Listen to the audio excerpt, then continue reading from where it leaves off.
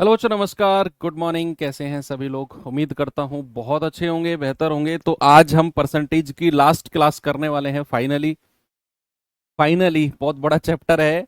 आ, और दो तीन क्लास मेरी खुद की इसमें ऐड हो गई, यानी कि जो मैं अपनी तरफ से आपको बोनस क्लास देता हूँ। तो उस हिसाब से चैप्टर बड़ा हो गया, लेकिन बहुत डिटेल में मैं कह रहा हूँ, इससे डिटेल परसेंटेज का हो ही नहीं सकता जितना डिटेल में मैंने आपको पढ़ाया।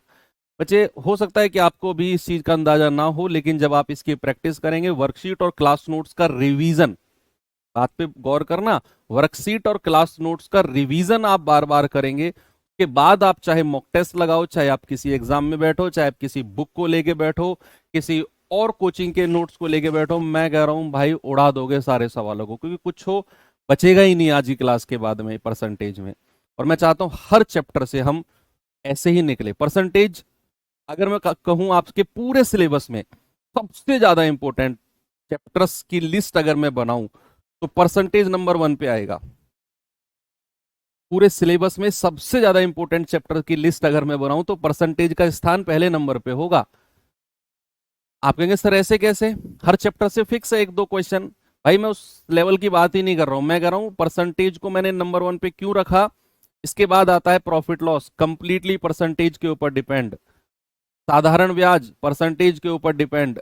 चक्रवृद्धि ब्याज परसेंटेज के ऊपर डिपेंड। तो अपने साथ साथ चार चैप्टर्स, डिस्काउंट परसेंटेज के ऊपर डिपेंड, चार चैप्टर को अपने साथ लेके चलता है ये। 8-10 नंबर का काफिला है परसेंटेज का, जिसका मुखिया परसेंटेज है। तो चलिए, मुखिया आज कंप्लीट हो जाएगा और कल से हम अपना प्रॉफिट एंड लॉस यानी कि लाभ हानि चैप्टर को पढ़ रहे होंगे। ठीक है भाई। तो चुनाव के एक दो क्वेश्चन बचे हुए थे, इनको कर लेते हैं। ये सवाल देखो एक बार जरा। ये क्वेश्चन मैंने आपको होमवर्क भी दिया था। कुल मतों में से जब बात आए तो किस तरीके से सवालों को किया जाता है। एक चुनाव में 12% ने अपना मत ही नहीं डाला। कह रहा 2% डाले गए मतों को अमान्य घोषित कर दिया। 2% को अमान्य घोषित कर दिया। इस चुनाव में केवल दो ही उम्मीदवार थे। विजेता ने कुल पंजीकृत मतदाताओं का 46% लिया। विजेता ने कुल पंजीकृत का, वैध मतों का नहीं, कुल पंजीकृत टोटल वोट का 46% लिया और अपने प्रतिद्वंदी से 1044 मतों से हराया अपने प्रतिद्वंदी को। तो मैंने आपसे बोला कि जब भी हमें कुल मतों का परसेंटेज दिया होगा, कुल मतों का, तो हम कौन सा मेथड, दूसरा मेथड जो मैंने कल आपको बताया था, वो यूज करते हैं। कि भाई मानकर चलो कि 100 जो है ये आपके कुल मत है। ये क्या है? ये आपके टोटल वोट है, कुल मत है। अब कह रहा है कि भैया इसमें से 12% ने अपना वोट ही नहीं दिया। क्या हुआ? 12% ने अपना वोट ही नहीं दिया। तो फिर मतदान कितने लोगों ने किया है, वोट कितने लोगों ने किया? आप कहेंगे सर घटा दो, 12 घटा दो 100 में से। 88 लोगों ने मतदान किया है, 88 लोगों ने वोट किया। अब कह रहा है इनमें से 2% अमान्य यानी कि इनवैलिड यानी कि अवैध घोषित हो गए। अगर 2% अवैध हो गए तो जरा 88 का 2% बताना मुझे। 88 का 2% तो ये कितना होता है? 176/100, यानी कि 1.76। तो 88 में से 1.76 अवैध घोषित हो गए, तो 1.76 माइनस कर दो इसमें से, तो ये आ जाएगा 86.24। यानी कि ये हमारे वैध मत हैं। क्या है? ये हमारे वैलिड वोट हैं। आपने क्या किया? 88 का 2% निकाला, कितना आ गया? 1.76। 88 में से माइनस कर दिया तो 86.24 आ गया। और ये हमारे वैध मत हैं। अब इन्हीं में से ही दो लोग डिसाइड होंगे, एक विनर और एक लूजर, एक जीतने वाला और एक हारने वाला। और सवाल ने क्या बोला? सवाल ने बोला कि जो विजेता है, जो जीतने वाला है, उसे कुल पंजीकृत का 46% मिला, टोटल वोट का 46। आपको 86.24 का 46% नहीं निकालना, कुल पंजीकृत का 46, यानी कि इस 100 का 46 मिला है। तो 100 का 46% कितना होता है भैया जो विजेता को मिला? सर 46 ही होगा। अब कल मैंने आपको बहुत डिटेल में स्टोरी, के माध्यम से सिखाया कि बेशक इसने अपने वोट की कैलकुलेशन टोटल में से की हो, लेकिन ये मिले तो इसको इन्हीं में से ही होंगे भाई, मिले तो इन्हीं में से ही होंगे इसको। तो हारने वाले के कितने हो गए 86.24 और उसमें से 46 माइनस कर दो तो कितना हो जाएगा 0, 8 में से 4 गया 4, 40.24 ये हारने वाले के हो गए। कह रहा है उसने अपने प्रतिद्वंदी को 1044 मतों से हरा दिया, 1044 से। तो डिफरेंस कितना है इनका 6.24 का, और इसकी वैल्यू कितनी है 1044। तो एक यूनिट की वैल्यू कितनी आएगी 1044 बटा 6.24। तो 100 की कितनी आएगी, कुल संख्या पूछ रहा है ना, तो 100 यूनिट की वैल्यू कितनी आएगी, गुणा 100 कर दो। जल्दी से कैलकुलेट करके बता दो मुझे कितना जवाब आएगा भाई। एक यूनिट की वैल्यू 1044 बटा 6.24, तो 100 यूनिट की वैल्यू कितनी होगी, गुणा 100 कर देंगे, हमारा जवाब आ जाएगा। ये महंगा सवाल है, कैलकुलेशन है इस सवाल में। तो बच्चा आप कहेंगे कि सर पॉइंट हटा तो 2 जीरो ऊपर आ गई, ठीक है। किससे कटेगा ये, बोलो भाई, किससे कटेगा, ये कटेगा आपका 6.24। अरे नहीं, ये 6.24 का डिफरेंस थोड़ी है, सॉरी सॉरी सॉरी, 6.24 का डिफरेंस थोड़ी है यार। अरे यार 5.76 का डिफरेंस है, 5.76 का डिफरेंस है भाई। 6.24 का क्यों आ गया, 46 में से ये घटाओगे तो 5.76 का ही तो डिफरेंस आएगा, है ना, 5.76 का डिफरेंस। और इसी की ही वैल्यू 1044 के बराबर है। तो एक यूनिट की वैल्यू आएगी 1044 बटे 5.76। तो 100 यूनिट की वैल्यू कितनी आएगी, आप गुणा 100 कर दो, पॉइंट हटेगा, 2 जीरो यहां आ जाएंगी। अब आप कैलकुलेट करो, अब कैलकुलेट करो, 576 नीचे है, 1044 ऊपर है,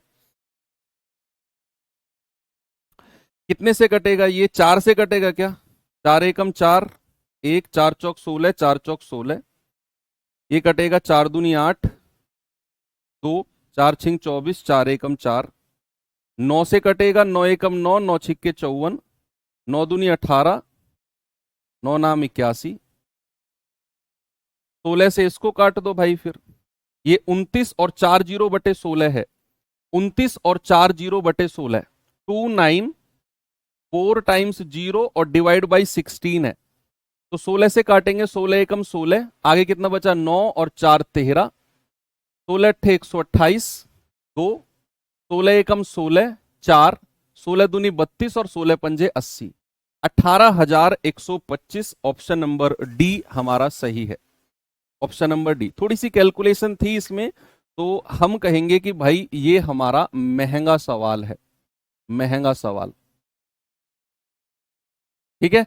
तो जो महंगे सवाल हैं उनकी प्रैक्टिस, उनकी खुद से कैलकुलेशन कई बार आपको करनी है, ठीक है भाई। आगे चलें, इसको करिए जरा,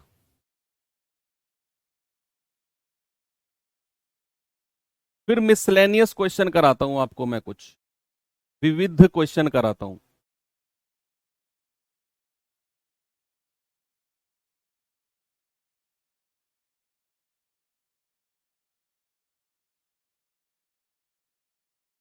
इसको करो 5.76। अरे भाई 46 में से 40.24 घटाओगे तो 5.76 ही तो आएगा भाई। 46 में से आप 40.24 घटाओ, कितना 5.76 ही तो आएगा भाई। 40 से 41 जाने के लिए कितना और चलना पड़ेगा, 0.76.24 से, और 41 से 46 जाने के लिए 5 जाना पड़ेगा, तो 5.76।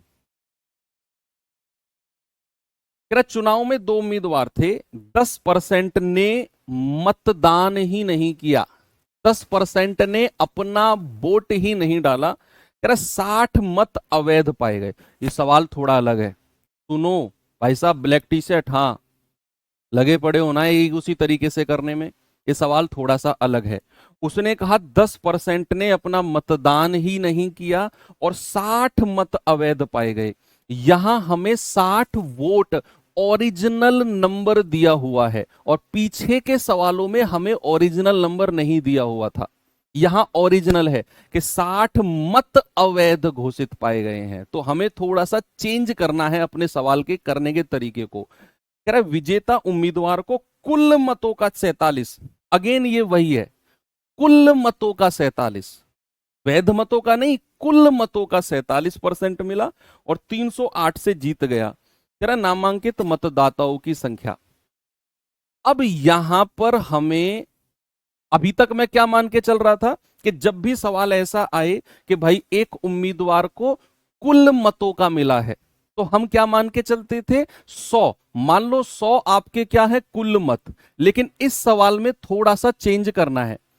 दरअसल उसने क्या बोला है, उसने बोला 10% ने तो मतदान नहीं किया। ओके, उसने बोला कि 60 मत अवैध पाए गए, यानी कि हमें अवैध का परसेंटेज नहीं दिया हुआ, इस बार बोल दिया 60 मत हैं जो अवैध हैं, इनवैलिड है वो 60 वोट हैं। तो हमें यहां 60 को माइनस करना है। तो उसके लिए हम, अब 100 तो हमने अपनी तरफ से संख्या को माना है, बोलो भाई 100 तो हमने अपनी तरफ से संख्या को माना है, तो इसमें से थोड़ी घटा सकते हैं हम 60 को। तो फिर हमने रेशियो चैप्टर में पढ़ा कि जब भी ऐसा सवाल आए तो आप ओरिजिनल संख्या को रेशियो वाली संख्या से अलग करने के लिए रेशियो संख्या के साथ आर लगा दो, कि मान लो आपके 100 आर हैं जो कुल मत हैं। अब ये आर मैंने क्यों लगाया बता तो दिया, दोबारा एक्सप्लेन करूंगा, थोड़ा सा आगे चलो। कह रहा 10% ने मतदान नहीं किया। अगर 10% ने मतदान नहीं किया तो मतदान कितने लोगों ने किया होगा, 90 आर ने। भाई वोट कितने लोगों ने डाला होगा, 90 आर ने। अब सवाल कहता है कि भैया 60 मत अवैध हो गए, 60 वोट हैं जो अवैध हैं। अब मुझे 60 वोट इसमें से माइनस करने हैं, 90 आर माइनस 60। अब आप देखो, अगर मैं आर नहीं लगाता, अगर मैं ये आर नहीं लगाता तो आप कंफ्यूज हो जाते, आप 90 माइनस 60 करते और 30 कह देते, जो कि गलत हो जाता, क्योंकि 90 तो मेरी मानी हुई संख्या है और ये 60 हमें ओरिजिनल नंबर दे रखा है। तो 90 में से 60 नहीं माइनस कर सकते हम, मानी हुई संख्या में से ओरिजिनल नंबर कभी माइनस नहीं कर सकते। इसीलिए हमें पता रहे कि ये मेरी मानी हुई संख्या है, उसमें मैंने आर लगाया। तो ये जो 90 में से 60 माइनस किया है, ये हमारे वैलिड वोट है, वैध मत हैं। अब इनमें से दो लोग आएंगे, एक विनर और एक लूजर, एक जीतने वाला और एक हारने वाला। अब कह रहा है जो विजेता है उसको कुल मतों का, कुल मत कितने हैं, 100 आर। तो 100 आर का 47% कितना होता है, 47/100, ये हो जाएगा 47 आर। यानी कि भाई जीतने वाले को कुल मतों का 47% है, कुल मतों का। अब बेशक ये कुल मतों में से अपनी कैलकुलेशन कर रहा है, लेकिन मिले तो इन्हीं में से होंगे 47, इसको मिले तो इन्हीं में से ही होंगे ना। आप कहेंगे हाँ, तो क्या मैं ये कह सकता हूं कि लूजर हारने वाले को कितने मिले होंगे, 90 आर माइनस 60 और उसमें से 47 आर माइनस कर दो, तो कितना बचेगा, ये बचेगा आपका 43 बचेगा ना, 43 आर माइनस का 60। भाई 90 में से 47 गया तो 43 बचा ना, ये आपके हारने वाले के नंबर आ गए, हारने वाले के वोट आ गए। अब सवाल कहता है कि वह 308 वोटों से जीता है, 308 के डिफरेंस से जीता है। तो भैया इसमें से ये माइनस करना पड़ेगा, 47 आर माइनस 43 आर, और ये माइनस और माइनस मिलके क्या हो जाएगा, प्लस। सामने देखो ब्लू टी शर्ट, मैंने कहा इसमें से ये माइनस करना पड़ेगा अंतर निकालने के लिए। तो 47 आर माइनस 43 आर, और ये माइनस जब अंदर जाएगा ब्रैकेट के तो इस माइनस को प्लस बना देगा, प्लस का 60, ये हो जाएगा 4 आर प्लस का 60। और ये डिफरेंस है, ये क्या है, ये डिफरेंस है, ये अंतर है उनके वोट का। क्या है, उनके वोट का अंतर है, और जो कि हमें कितना दिया हुआ है, 308। बस यहां से आर की वैल्यू निकाल दो, 4R बराबर कितना हो जाएगा, 308 माइनस का 60 हो जाएगा 248। 248 और 4 से जाएगा, 4 छिंग 24, 4 दूनी 8, यानी कि आर की वैल्यू हो गई 62। और आपसे क्या बोला उसने, मतदान की संख्या 100 आर की वैल्यू, तो 100 आर की वैल्यू कितनी हो जाएगी, 100 गुणा 62, तो answer will be 6200। Option number D हमारा बिल्कुल सही जवाब है। मैं फिर से रिपीट करता हूं, देखना। सवाल में मैंने क्या बोला, मान लो 100 आर कुल मत है, कह रहा 10% ने अपना वोट नहीं दिया, तो 90 आर ने दिया होगा वोट मतदान, कह रहा 60 मत अवैध हो गए, तो इस 90 आर में से 60 को सीधा सीधा माइनस करो। 90 में से 60 माइनस मत करना, 30 मत कह देना इसको, 90 आर में से 60 को माइनस करना है। अब इन्हीं में से दो लोग बनेंगे, विनर और लूजर। कह रहा है जो जीतने वाला है उसको कुल मतों का 47 है, तो कुल मत तो 100 आर है, उसका 47 आर हो गया। अब जो हारने वाला है इसमें से 47 आर माइनस किया, तो 43 माइनस 60 आ गया। अब इन दोनों का डिफरेंस, तो इसमें से ये घटाया तो हमें मिला कितना, 4R प्लस का 60, जो कि 308 के बराबर है। डिफरेंस अंतर से जीता है ना, तो आर की वैल्यू 62 आ गई, 100 आर की वैल्यू 6200 हो जाएगी। बिल्कुल सही जवाब है, ये भी एक अच्छा सवाल है। ठीक है बच्चा, तो यहां पर आकर आपके अब मिसलेनियस टाइप शुरू होता है, बस खत्म। इतना ही आपने करना है, इससे ज्यादा और प्रैक्टिस अगर आप करना चाहते हो कि भैया हमें तो चुनाव वाले सवालों की और प्रैक्टिस करनी है, तो बच्चे YouTube पर आपने सर्च करना है रामबाण सीरीज, रामबाण सीरीज, और आगे डाल देना मैथ्स। ठीक है, तो आपको 14 क्लास मिल जाएंगी मेरी, 14 क्लास। उसे ओपन करोगे, उसके अंदर एक जो क्लास है वो आएगी चुनाव संबंधित प्रश्न, और क्वेश्चन प्रैक्टिस करने हैं तो वहां से कर लेना। ठीक है, इतने काफी हैं, कुछ मैं वर्कशीट में डाल दूंगा। फिर भी अगर आप कोई वीकेंड पे अपना कुछ करना चाहें तो रामबाण सीरीज से आप वो कर लेना, क्योंकि जब आपका एग्जाम आएगा उस टाइम भी आपको रामबाण सीरीज करनी पड़ेगी, तो बेहतर है अभी से ही उसे करते हुए चलो। 14 क्लास हो चुकी हैं आपके एग्जाम के नजदीक, मैं 6-7 क्लास और डालूंगा, 20-22 क्लास हो जाएंगी, तो इन 14 को कंप्लीट कर लो अपने सिलेबस के साथ ही। ठीक है, अपने सिलेबस के साथ ही। चलिए अब विविध सवाल कराता हूं आपको मैं। विविध में पहला क्वेश्चन है आपके सामने, ये रहा।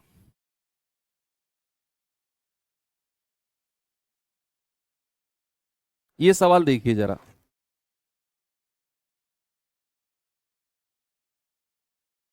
दरअसल विविध में मैंने वो सवाल डाले हैं जिनका कोई टाइप नहीं है, इक्का दुक्का सवाल हैं, उनको विविध में डाल दिया है, अपना अलग ही उनका कॉन्सेप्ट है उनको।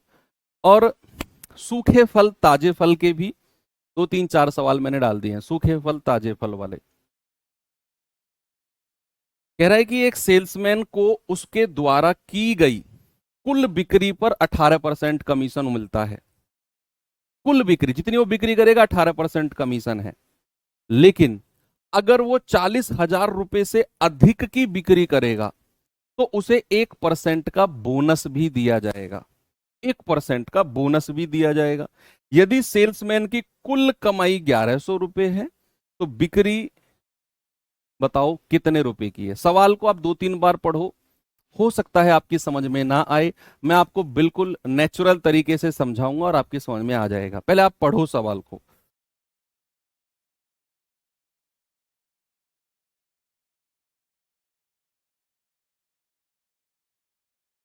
पढ़ा आपने, आराम आराम से पढ़ो, परसेंटेज आज खत्म हो जाएगा बच्चा, हो गया मतलब ये मान लो।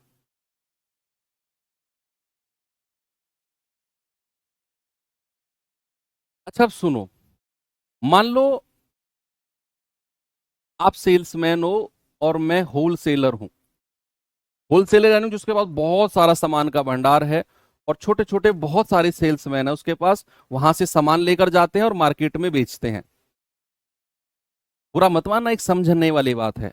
मैं सेल्समैन बन जाता हूं, आप होलसेलर बन जाओ, मुझे बुरा नहीं लगेगा।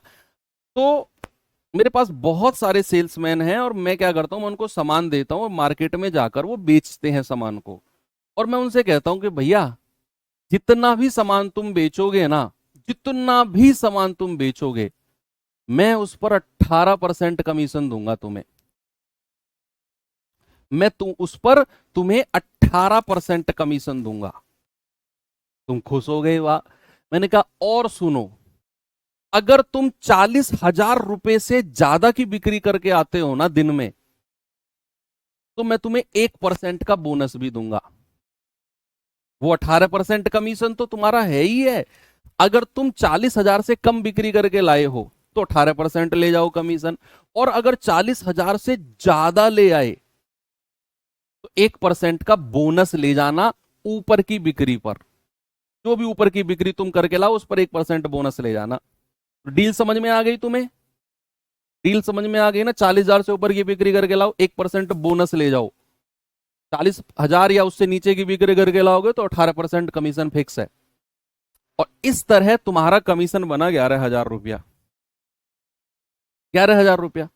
अब मैंने कहा बताओ कितनी बिक्री तुमने टोटल की है, टोटल कितनी बिक्री तुमने की है। तो अच्छा मुझे एक बात बताओ कि अगर मैं आपसे ये कहूं कि जो 1% का बोनस है उसकी कंडीशन क्या है, 40,000 रुपए से ज्यादा की बिक्री अगर तुम करोगे तो तुम्हें 1% का बोनस मिलेगा। अगर, लेकिन मैं आपसे कहता हूं कि वो 1% का बोनस जो है ना, वो मैं 40,000 पे भी तुम्हें दूंगा।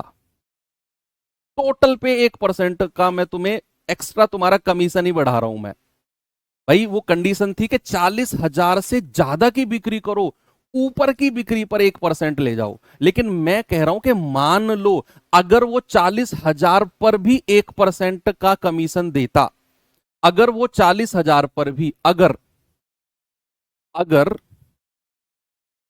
40,000 पर भी 1% का कमीशन होता, पर भी 1% हो, तो उसका एक्स्ट्रा कमीशन कितना हो जाएगा? एक्स्ट्रा कमीशन बताएंगे आप मुझे कि अगर मैं कहूं 40,000 पर भी 1% वो मिलने लग जाए उसको, तो एक्स्ट्रा कितना उसे कमीशन मिलेगा एक्स्ट्रा? तो आप कहेंगे सर वो 1% का जो बोनस है अगर मैं 40,000 पर भी देने लग जाऊंगा तो मुझे 400 रुपए और ज्यादा मिलने लगेंगे, मुझे 400 रुपए और ज्यादा मिलने लगेंगे। यानी कि जो तुम्हारा कमीशन 11,000 था ना, अब वो बढ़ के कितना हो जाएगा? अब वो बढ़ के हो जाएगा 11,400 रुपए। वो कमीशन 11,000 था, मैंने कहा अगर अगर मैं 40,000 पर भी तुम्हें 1% देने लग जाऊं, जो कि मैंने मना किया था कि 40,000 से ऊपर दूंगा मैं 1%, और वो उस प्रकार तुमने 11,000 कमाए। मैंने कहा अगर मैं 40,000 पर भी तुम्हें 1% दूं तो आपका कमीशन 400 रुपए ज्यादा होगा, यानी कि 11,400। और जो 18% था वो 1% बढ़ के कितना हो जाएगा? वो 19% हो जाएगा, क्योंकि मैंने टोटल पे 1% कर दिया। अब टोटल पे 1%, कोई कंडीशन नहीं है, कोई कंडीशन नहीं है, कोई 40,000 से ऊपर की बिक्री नहीं, कोई कंडीशन नहीं, टोटल पे 1% कर दिया मैंने। तो टोटल कमीशन हो गया 19 बराबर 11,400। 1% 19 छिक्के 114, 600। तो 100%, 100 से गुणा कर देंगे तो 60,000। यानी कि टोटल बिक्री कितने की करके आया है? टोटल बिक्री करके आया है 60,000 की। टोटल बिक्री करके आया है 60,000 की।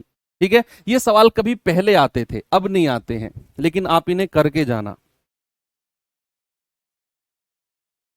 ये सवाल करना जरा, जल्दी से बताओ इसका जवाब।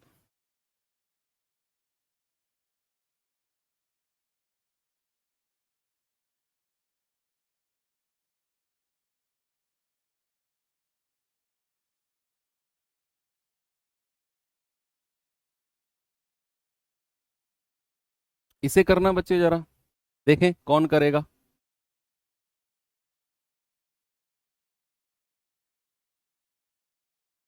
सवाल कह रहा है एक विक्रेता को उसके द्वारा की गई कुल बिक्री पर 12% का कमीशन है। जितनी उसने बिक्री की 12% का कमीशन उसे दिया गया, और अगर वो 15,000 के ऊपर की बिक्री करता है उसे 1% का बोनस दिया जाता है। यदि विक्रेता की कुल कमाई 6350 है तो कुल बिक्री बताओ क्या होगी। बताएंगे जरा क्या जवाब होगा। 15,000 से ऊपर की, 15,000 से ऊपर की बिक्री पर 1% का बोनस दिया गया। मैंने आपसे बोला कि ये कंडीशन हटा दो कि 15,000 से ऊपर 1% बोनस है। मैंने कहा आप 15,000 पर भी 1% दे दो उसे। आप अगर उसे 15,000 पर भी 1% बोनस दोगे तो उसका एक्स्ट्रा कमीशन कितना हो जाएगा भाई। अगर आप 15 अपनी कंडीशन को हटा दो तो आप कहेंगे सर 150 रुपए एक्स्ट्रा उसे मिलेंगे। अगर मैं उसे 15,000 पर भी 1% दे दूं, यहां तो मैंने बोला कि 15,000 से ऊपर की बिक्री पर 1%, मैंने कहा अगर मैं 15,000 पर भी 1% देने लग जाऊं तो मुझे 150 रुपए एक्स्ट्रा देने पड़ेंगे। तो कुल उसका कितना हो जाएगा भैया, कुल बोनस या कुल कमीशन कितना हो जाएगा, 6350 प्लस 150, 6500 हो जाएगा। और परसेंटेज में कितना हो जाएगा, 12 प्लस 1 यानी कि 13%। तो 1% कितना होगा, 13 पंजे 65, 500। तो 100% कितना होगा, 50,000। यानी कि कुल बिक्री उसने कितने की है, 50,000 की कुल बिक्री की है उसने। ठीक है, तो एक अच्छा सवाल था। अब मैं थोड़ा सा ताजे फल और सूखे फल के बारे में आपको ज्ञान देता हूं। बड़ी प्रैक्टिकल सी बात है, बड़ी प्रैक्टिकल सी बात है। कोई फल है, कोई फल है, कोई फ्रूट है, कोई फ्रूट है, ठीक है। उसमें दो चीज होती हैं, उसमें दो चीज होती हैं। एक तो होता है उसमें सॉलिड पार्ट या फिर जिसको हम पल्प कहते हैं, पल्प। और एक होता है उसमें वाटर, पानी। क्या इन्हीं दोनों चीजों से मिलकर हमारा फ्रूट बनता है भाई। अगर मैं तरबूज की बात करूं, पल्प, पल्प यानी कि जो सॉलिड पार्ट होता है, सॉलिड पार्ट, और वाटर यानी कि पानी, उन दोनों से मिलके ही बनता है। अच्छा मुझे एक बात बताओ, अगर मैं किसी भी सॉलिड पार्ट, मान लो मैंने 4-5 पत्थर लिए और धूप में रख दिए, क्या वो धूप के कारण उड़ जाएंगे पत्थर।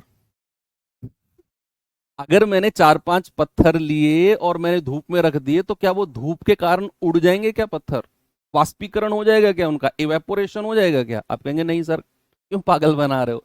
लेकिन अगर मैंने एक बर्तन में पानी लिया और उसको धूप में रख दिया, वो उड़ जाएगा, वो उड़ जाएगा पानी, उसका इवेपोरेशन हो जाएगा, उसका वाष्पीकरण हो जाएगा। थोड़ी बहुत फिजिक्स में आप नॉलेज लेंगे इसके बारे में, या ली भी होगी कुछ बच्चों ने, कि वाष्पीकरण किसका होता है, इवेपोरेशन किसका होता है, पानी का होता है। तो ऐसा सोचो कि अगर मैं किसी तरबूज को, मान लो ये क्या है, ये तरबूज है, ये क्या है, ये तरबूज है। अगर मैं इसको काट कर दो हिस्सों में, अगर मैं इसको दो हिस्सों में काट कर, मान लो इस तरबूज का वजन है सपोज दैट 5 किलो का तरबूज है ये, मैंने दो हिस्सों में इसको काटा और इसको धूप में सूखने के लिए रख दिया, मैंने इसको धूप में सूखने के लिए रख दिया, धूप में। तो आप मुझे बताओ कि 2 घंटे के बाद, या मान लो कुछ देर बाद, कुछ देर बाद, कुछ देर बाद, इनका जो वजन है ना, जो वजन है, जो इनका जो वजन है, वो वजन 2 किलो बचा है। कुछ देर बाद जो वजन है वो 2 किलो बचा। तो जरा मुझे एक बात बताओ कि भैया जब मेरा गीला या फिर ताजा तरबूज था तो उसका वजन 5 किलो था, उस तरबूज में क्या क्या था, पल्प और वाटर। उसको आपने सूखने के लिए रख दिया 5 किलो तरबूज को, कुछ देर बाद वो 2 किलो बचा। तो आप जरा मुझे बताना कि 5 किलो से 2 किलो जो वजन हुआ, ये 3 किलो की कमी किसकी आई है, 3 केजी की कमी पानी की आई है या पल्प की आई है। पानी की कमी आई है, 5 किलो से 2 किलो जो वजन हो गया इसका, ये पानी कम हुआ है या सॉलिड पार्ट कम हुआ है? आप कहेंगे 3 किलो की जो कमी आई है ना, ये पानी की कमी आई है। यानी कि तरबूज में जो 5 किलो का तरबूज था, उसमें कुछ पानी था, कुछ सॉलिड पार्ट था, जो भी था हमें नहीं पता, लेकिन जब उसे सूखने के लिए रखा, उसका वजन बचा 2 किलो। तो जो 5 किलो से 2 किलो आया है, ये 3 किलो कम पानी हुआ है, धूप में पानी उड़ गया। पहली बात आपको समझ में आई। दूसरी बात जरा मुझे बताना, मान लो इस तरबूज में 1 किलो पल्प था, 1 किलो पल्प था, और 4 किलो या 4 लीटर, या किलो में ही मान लो, कहेंगे सर वो पौने 2 लीटर में होता है, उतना दिमाग मत लगाना, 4 किलो पानी था, 4 किलो पानी था। 5 किलो में 1 किलो पल्प था और 4 किलो पानी था। भाई सूखने के लिए रखा, वजन बचा 2 किलो। अब आप मुझे बताओ इस 2 किलो में पल्प कितना बचेगा, पल्प, और पानी कितना बचेगा, दोनों की मात्रा बता दो मुझे। इस 2 किलो तरबूज में पल्प कितना बचेगा और पानी कितना बचेगा? ये लास्ट स्टेटमेंट है, इसके बाद एक सिंगल स्टेटमेंट में थ्योरी खत्म करके सवाल पे आ जाऊंगा मैं।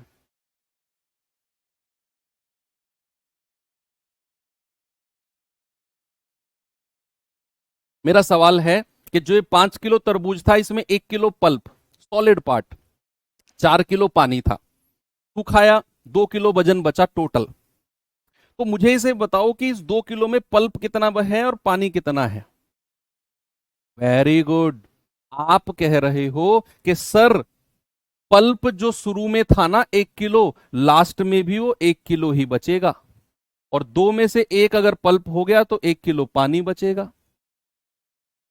अब यहां से आपको मैं एक बात समझाना चाहता हूं, और आप समझ गए, मेरे बताने से पहले ही समझ गए आप, कि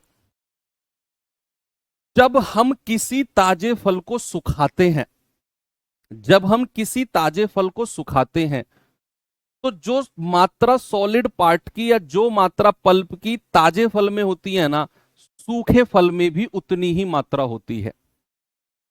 जो मात्रा पल्प की ताजे फल में होती है, सूखे फल में भी पल्प की उतनी ही मात्रा होती है। 1 किलो पल्प अगर ताजे फल में था, तो भैया 1 किलो पल्प सूखे फल में रहेगा। पानी हवा में उड़ता है, सॉलिड पार्ट नहीं उड़ता। तो भैया पल्प अगर 1 किलो ताजे फल में है, तो 1 किलो सूखे फल में रहेगा। अब मैं एक स्टेटमेंट लिखने वाला हूं कि भैया ताजे फल में,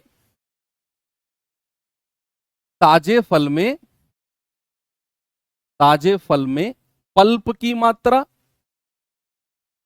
पल्प की मात्रा, इंग्लिश वाले बच्चे लिखो quantity of pulp in fresh fruit, quantity of pulp in fresh fruit equals to सूखे फल में, सूखे फल में पल्प की मात्रा, पल्प की मात्रा।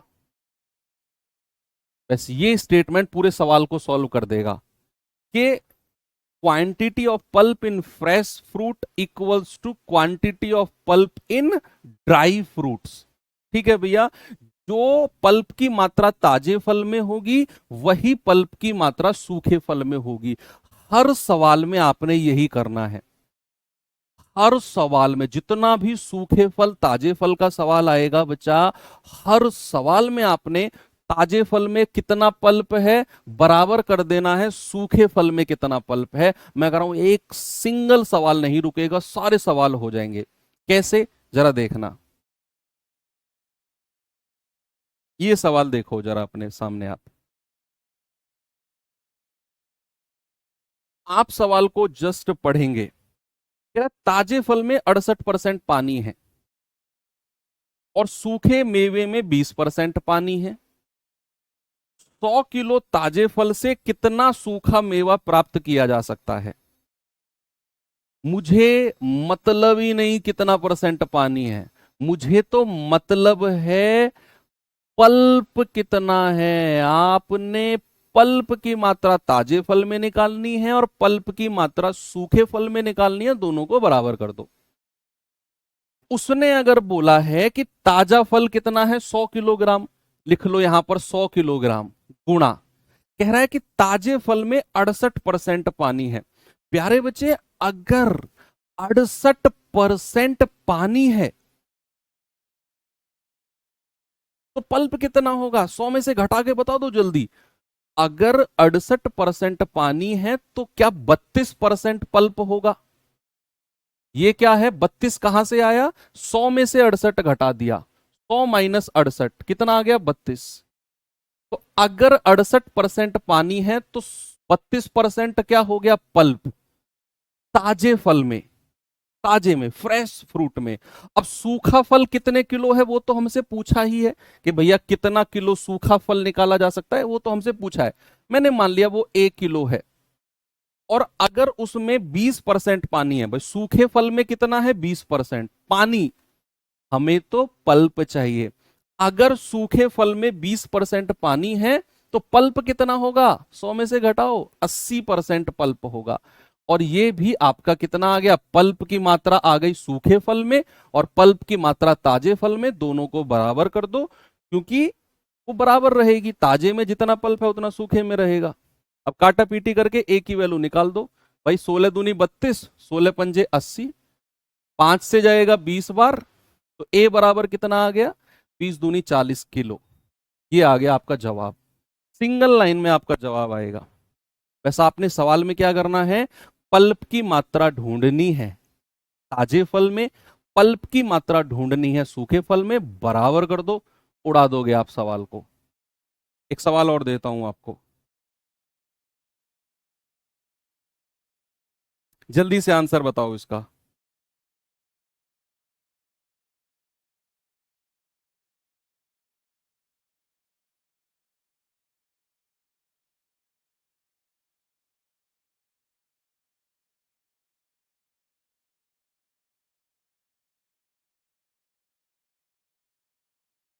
बताओ। आपसे बोला है उसने कि ताजे तरबूज में 90% पानी है, जबकि सूखे तरबूज में 20% पानी है। ताजा तरबूज 20 किलो है, तो सूखे तरबूज का वजन क्या होगा? भाई 500 में 20 किलो ताजा तरबूज है, अगर उसमें 90% पानी है तो पल्प कितना होगा? पल्प बोलो। 90 घटा दो 100 में से 10%, तो ये ताजे तरबूज में पल्प आ गया। अब सूखे तरबूज का वजन कितना है नहीं पता हमें, तो हम उसको मान लेते हैं ए। और सूखे तरबूज में अगर 20% पानी है तो पल्प कितना होगा? 100 में से 20 घटा दो, 80%। तो ये जाएगा 10 या 8 80, ए बराबर कितना हो गया? 20, और ये 8 डिवाइड में आ जाएगा, तो 8 दूनी 16 और 8 पंजे 40, तो 2.5 किलो आपका आंसर है, ऑप्शन नंबर सी। ठीक है। वाटर पूछेगा तो 20 में से 2.5 घटा दो। भाई अगर पानी पूछे तो 20 में से 2.5 घटा दो, 17.5 पानी होगा। इस सवाल पे आ जाओ जरा।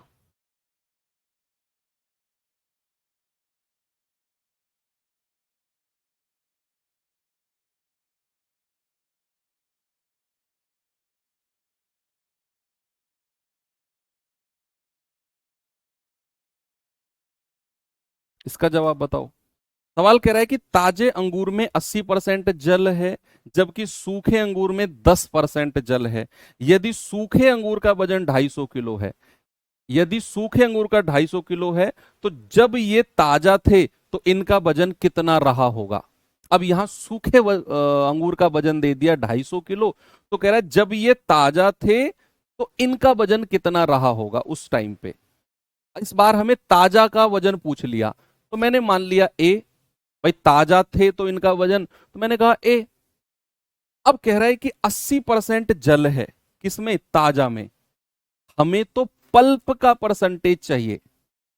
अगर 80% पल्प जल है तो 20% पल्प होगा ताजा तरबूज में या अंगूर में। और सूखे का वजन कितना दे रखा है? 250, और उसमें पानी कितना है? 10% जल है, तो 90% पल्प होगा। अब यहां से आप ताजे तरबूज का वजन निकाल लो, हो गया। कितना आ रहा है 1125। चलो देखते हैं, परसेंटेज से परसेंटेज उड़ा दो, 0 से 0 उड़ा दो, 2 से जाएगा 125 बार, और 125 निम्मा कितना होता है 1125। ए बराबर कितना आ गया 1125 आ गया, ऑप्शन नंबर सी। हो गया भाई। चलो, तो फिर ये सवाल आपको मैं होमवर्क दे देता हूं, अब चैप्टर ही खत्म हो गया।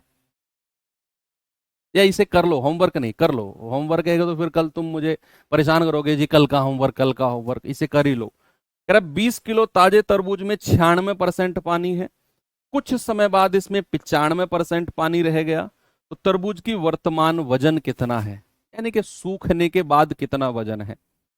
तो 20 किलो ताजा में अगर 96% पानी है तो पल्प कितना होगा, 100 में से 96 घटा दो 4%। सूखने के बाद इसका वजन हमें नहीं पता, और इसमें 95% पानी है, तो पल्प कितना है 5%। परसेंट से परसेंट गया, 5 चौकू 20, 4 चौके 16, तो ए बराबर कितना आ गया 16, 4 चौकू 16 ना। तो सूखने के बाद इसका वर्तमान वजन कितना है 16 किलो। भैया परसेंटेज चैप्टर आपका होता है खत्म।